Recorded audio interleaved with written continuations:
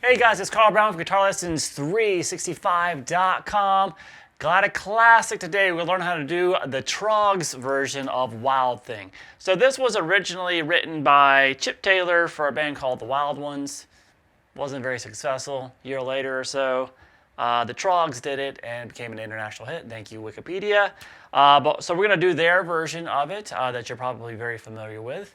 It's a pretty simple song, so it shouldn't take us too long to get through. Before I do it though, please subscribe to the channel if you have not already and ring that notification bell so you know when I release a new video. And if you really want to support what I do here on YouTube or anywhere on the internet, please join my Guitar Academy. That's the best way. You'll see a link to it in the description below. My Guitar Academy contains all of my guitar courses, from complete beginner courses to more advanced courses on technique, improvisation, ear training, theory, guitar tone, many different styles. So please go check it out. Plus you get personalized support from me as a member. All right, so that'll give you a free 7-day trial by clicking the link below. All right, so let's jump into this song. I'm in standard tuning here, and this is a great track for those just kind of starting out with bar chords and want a cool song to play that pretty much just uses all bar chords. So this is a couple simple bar chords, and you're good to go here. So let's first talk about this intro. There's a little, sounds like a little just a guitar effect, but it's you can do it just by you're bending up the 7th fret there on the G string. So if we just go ahead and bend it up, so don't pick it yet, just bend it. So it's called a pre-bend, and then you release the bend.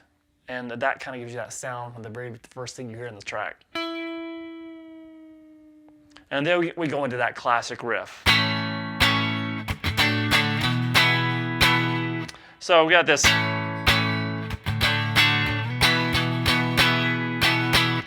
So first, what are the chords? This is an A major bar chord. So I'm barring across the 5th fret there. And I have the 7th fret on the A string, 7 on D, and 6 on the G. The next chord is going to be a D major chord, but what he's doing here is he's adding the 5th in the bass. So he's keeping that note that's on the 6th string there.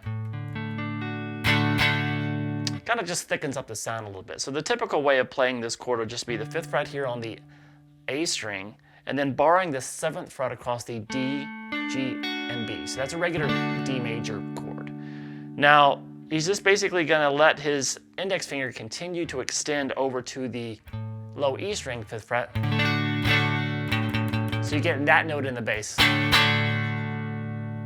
So it's easy transition since we're already doing that from the previous chord. Then he's going to jump up here and basically take the same chord, this D major chord, and move it up 2 frets to E major, and still keeping that note with it on the 6th string. So now it's a B in the bass. Remember, we're pretty much strumming across to the B string. So like this. Now you see when he transitions, he kind of hits that bass note first when he moves to that 7th fret. And then he hits the chorus. We have this.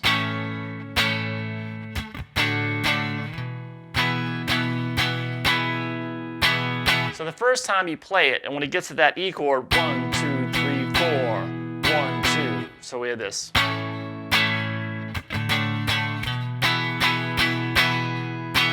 That kind of sets us up to go into the opening chorus, which then uses the same 3 chords.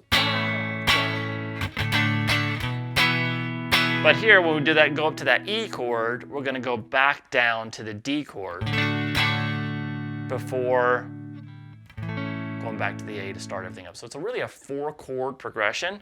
1, 2, 3, 4, but we just go back to that D chord. So, wow, you make my heart sing. Just like that.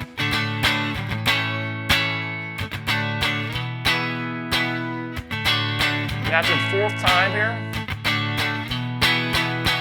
kind of hit those hits again, 1, 2, 3, 4, and then it quickly jumps to the verse riff, which looks like this. Wow, think enough. Don't know these lyrics. But I'm gonna love for sure.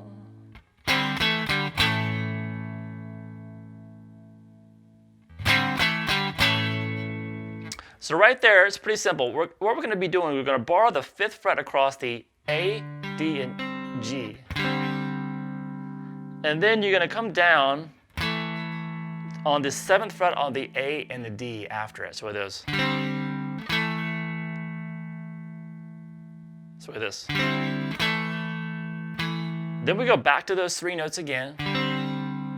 And then when we come back down again, we're going to play the full A major chord. Well, you really only have to play it from the 6th string across to the 3rd string. So the E did the G, so we have this. Wild thing, I think I love you. Then we just repeat that. But I wanna know for sure.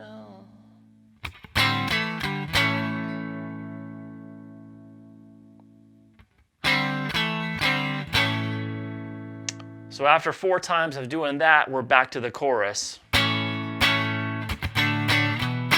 it just kind of plays to the riff a couple times.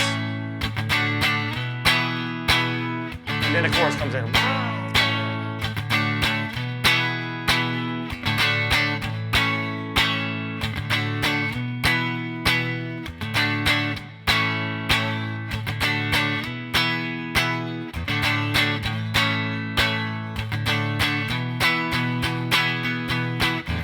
And then it continues playing the same thing over, I think it's a, what do they call it, an ocarina solo? Whatever whistle they're using for that solo. Ocarina, I don't know how to say it. But so it's just kind of, that goes on over the chorus riff. So you just continue doing that. And then we're back to the same verse thing there. And then we have, coming out of this, we have what's kind of the build-up section. So it kind of builds up to the last chorus. And it's basically this chorus riff played twice, and then this little, you kind of hold on the E chord and play some kind of building up on that rhythm. So this. And